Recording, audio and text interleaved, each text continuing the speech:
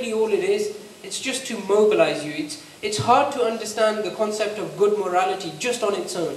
It's much easier for us to understand, if I do this, I'll get this reward. If I do this, I get this punishment. So it focuses. And bear in mind who Islam was revealed to. It was revealed to the Arabs. These were not the most educated people in their time. They weren't. That was the Chinese in their time. Right? That they were better educated than the Arabs. And so the Arabs needed something that they could relate to. So they were given something that they could relate to. Even the Bedouin man can understand, if I do this, I get this reward. And if I do this, I get this punishment. And I think that's why there's such a great emphasis on that. Although we do it for the sense of morality. But wouldn't that drive people to do it for reward instead of doing it for the sheer love of God? It does.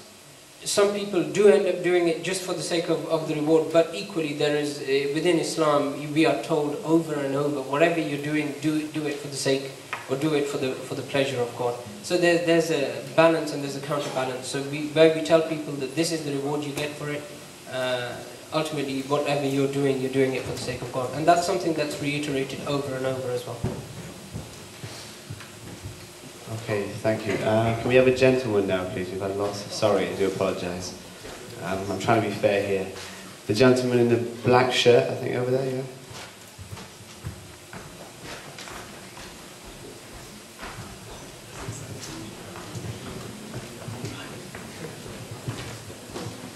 Thank you. My question has actually two sections. First of all, I would like to say that to me religion is more a geographical issue. Because I dare to say, if you were born as my brother, you will be on 99.9% Christian or atheist, because thanks to God, my parents let me decide, right? But I dare to say you will not find the way to Allah, probably. But as Islam is widely teaching, that those that worship other God or no God will die in hellfire in the end. Do you think it's true? Those that worship no God will be in hellfire. I am not God, and I will never answer that question. It's up to God to decide who and who will not enter into paradise. Yes, but I saw that, for example, in several schools in London, kids are being taught that all those that don't worship Allah are going to die in hellfire. Do you agree with that? I've just answered that. I will never comment on an answer that is ultimately only God can decide for. Right? I know what you're hinting towards. There are certain people that do preach this kind of what I call separatist, divisional, decisive Islam, but that's not the Islam that I've been taught. Ultimately, as I said right at the beginning, the first verse I quoted was that God Almighty has given. If God Almighty wanted to, He would have made everybody believe in the same and worship the same Lord, but He didn't.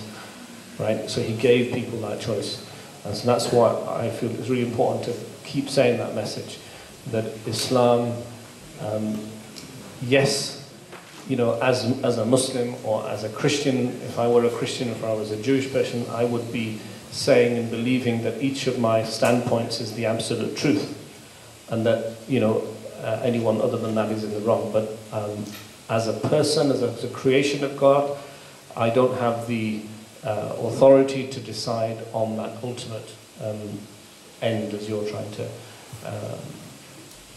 Yes, sure, but as one of the youngest religions in the world, I think, yeah, okay. I question that. What I said. Remember what I said before about the time, the continuum, and that Adam is believed to be preaching exactly, and Moses and Abraham and up to Jesus, all of the previous prophets. We believe as Muslims to have, and I quoted that narration in which the Prophet said all of them have the same origins and the same roots, it's just their nations were different. And so I beg to differ respectfully to say that Islam was the youngest religion. Okay, but to me it seems like you are the only ones that own the copyright to the right path, right? What I find maybe a bit ignorant to the others that are worshipping gods that have been here earlier. So, I don't know. That's not true. In a verse of the Quran, for example, Allah Almighty says, لَيْسُوا سَوَاءً مِنْ أَهْلِ الْكِتَابِ, that even the believers of the book are not equal. There are those who stand up and they worship and they pray over the night, and their action is not going to go to waste, because God is aware of the good actions of anybody who does a good action. And Islam certainly isn't geographic. It's not. Islam is not based in any one country. We don't have an Islamic republic as such. Well, we do today, because every country says it. Today, every country says that, every Muslim country says that we are an Islamic republic ourselves. Though we don't have an Islamic republic. Islam is for anybody, anywhere. And for, if you best want evidence of that, you go to the Hajj, where you'll see people from every single country in the world. So I certainly wouldn't say Islam is something that is geographic. I would say religion in general. What you said, sorry, is a geographic issue. Yeah, what you said before about the, if I was your brother, and I would perhaps be brought up differently, and I totally agree with that. Of course, that's understood that, and the Prophet said that it's the parents that nurture people into a particular way. But I would also, I encourage my parents.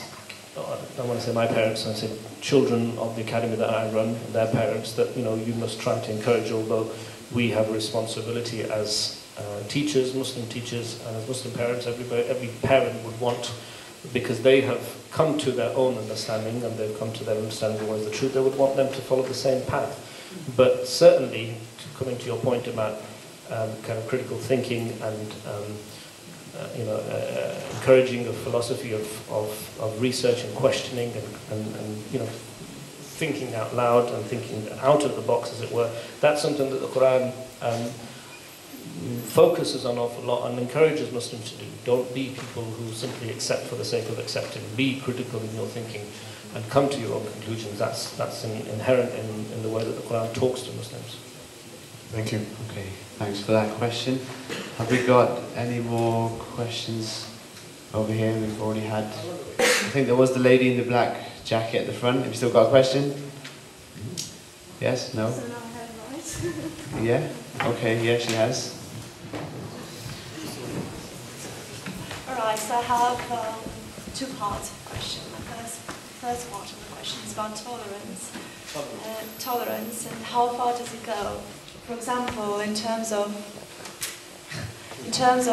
mixed marriages, or for example, if a person who is a Christian, or no matter what religion, goes to a Muslim country, especially during Ramadan, for example, and if it's a woman, she has to wear a hijab and she has to respect all the regulations. Why does a Muslim woman who comes to, for example, a Christian country, is accepted in her faith and is not forced to take off the hijab? This is an example. I don't say that it happens everywhere, it's just an example. And now the second part of the question is... Can we do one part each and then we'll let go do the next part? Is that right? Okay. You want to split it? Just make it easier. So sharing the platform. Tolerance, how far do we go? And I think the first thing I beg to differ with is a non-Muslim lady, to use her example, going to a Muslim country, but she would be forced to or encouraged to wear the hijab. Actually, that's not true at all. In classical, in the legal understanding of what the Sharia says, it gives absolute freedom of expression in religion. So we see in the Medinan state, which I call the first multicultural state in the world, we see Christians and Jewish people and Muslim people living side by side, and the Prophet giving an open space and giving them respect and giving them the authority, giving them the due time to worship as they must. And I suppose if I can just add into this, while I was hoping that there would be more questions on the kind of stuff that's out in the media nowadays, which there isn't, which is good. But on that point of respecting other religions, even if we look at the rulings in qital, which is warfare.